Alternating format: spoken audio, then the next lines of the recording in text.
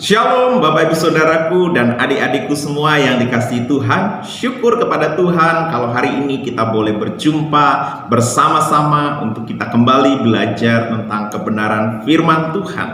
Hari ini kita akan masuk di hari yang pertama, bagaimana kita akan belajar tentang program berpetualang dalam kerajaan Allah. Berpetualang dalam kerajaan Allah diprogram untuk membawa anak-anak Tuhan supaya mereka mencintai firman, supaya anak-anak Tuhan bisa belajar tentang firman dari kitab Kejadian sampai kitab Wahyu. Karena ada banyak anak Tuhan yang belum bisa menyelesaikan pembelajaran Alkitab dari kitab Kejadian sampai Wahyu, bahkan mengerti makna dari setiap kebenaran firman yang dibaca dan direnungkan. Melalui program ini, setiap hari kami akan membimbing Bapak Ibu Saudara untuk bersama-sama merenungkan firman. Setiap hari kami akan mengirimkan ayat demi ayat dari pasal ke pasal, dimulai dari kitab Kejadian sampai akhirnya nanti di kitab Wahyu.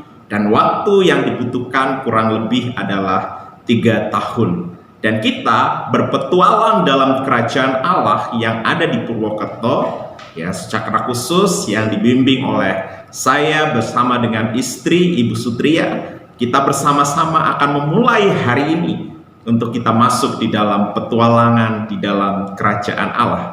Dan hari ini kita akan masuk di dalam seri yang pertama, di hari yang pertama juga. Hal-hal yang dibutuhkan, yang diperlukan adalah Bapak Ibu Saudara menyiapkan buku yang sudah diberikan kepada Bapak Ibu Saudara. Ini adalah buku tulis untuk Bapak Ibu Saudara menjawab setiap pertanyaan-pertanyaan yang akan diberikan. Yang kedua, siapkan ballpoint. Nah, buku ini setiap 1 bulan sekali akan dikumpulkan kepada pembimbing, yaitu saya bersama dengan istri saya. Nah, nanti buku ini akan dikirim ke yayasan yang ada di Bandung. Nah, inilah program kita untuk ke depan. Dan hari ini pastikan diri kita siap untuk belajar dan merenungkan firman untuk kita bisa terus bertumbuh di dalam Dia. Setiap materi yang sudah dikirimkan kepada Bapak Ibu Saudara melalui WhatsApp, boleh Bapak Ibu Saudara sekarang melihatnya bersama-sama.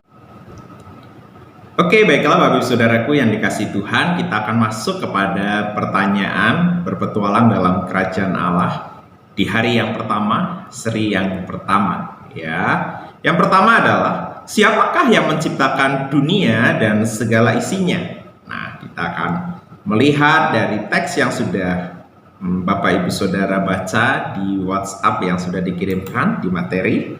Nah, di yang pertama di sini dikatakan sesungguhnya Allah tidak membutuhkan dunia ini. Namun demikian, Dia memutuskan untuk menciptakan dunia. Ya, menjadi pertanyaan, siapa yang menciptakan dunia dan segala isinya?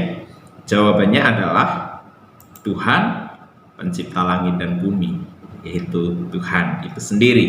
Nah, itu pertanyaan yang pertama. Yang kedua, mengapa Allah menciptakan semuanya itu? Ya, mengapa Allah menciptakan langit, bumi, dan segala isinya? Di sini kita membaca kembali. Ketika Allah memutuskan untuk menciptakan dunia, Dia melakukan hal itu karena ingin menyatakan kemuliaannya. Ya, jadi kenapa Tuhan menciptakan semuanya itu? Karena Tuhan ingin menyatakan kemuliaannya. Nah, jadi itu yang kedua. Yang ketiga, apa perbedaan ciptaan Allah dan ciptaan manusia? Nah, itu ada di teks yang selanjutnya.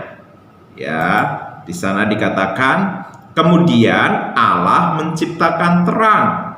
Dia menciptakan hal-hal yang tidak ada dan tiba-tiba hal tersebut menjadi ada. Ya, jadi di sana apa perbedaan ciptaan Allah dan ciptaan manusia? Ciptaan Allah adalah sumbernya dari sesuatu yang belum ada, tetapi menjadi ada karena Allah berkuasa untuk membuat sesuatu itu menjadi ada. Seperti misal tanaman, pohon, tumbuh-tumbuhan dulu belum ada sama sekali. Tanaman, tumbuhan, pohon, dan lain sebagainya, bahkan binatang, ya, langit, bumi, dan segala isinya belum ada. Tetapi dengan Tuhan berfirman, semuanya menjadi ada. Nah, sedangkan perbedaannya dengan ciptaan manusia, manusia bisa membuat kursi, meja dibuat oleh manusia, membuat lampu, ya, lampu pijar, besi, dan lain sebagainya. Tetapi sumber dari semua yang dibuat manusia itu sudah ada, sudah disediakan oleh Tuhan. Seperti kursi dan meja berasal dari bahan dasar kayu, ada juga yang besi. Tetapi Tuhan sudah menciptakan kayu dan besi itu. Nah, manusia tinggal mengolah apa yang sudah Tuhan ciptakan. Sehingga kalau sering kita mendengar, manusia bukan menciptakan, tapi menemukan. Nah, jadi perbedaannya adalah Allah menciptakan sesuatu yang belum ada menjadi ada, sedangkan manusia adalah membuat sesuatu yang sudah Allah ciptakan menjadi karya. Nah, itu yang membuat perbedaan.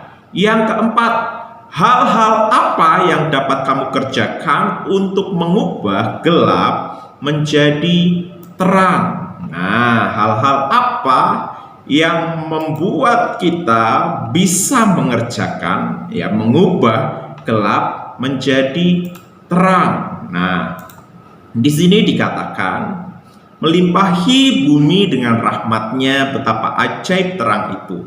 Terang menjadi tanda yang mengingatkan kita setiap hari akan kasih Allah dan kepeduliannya.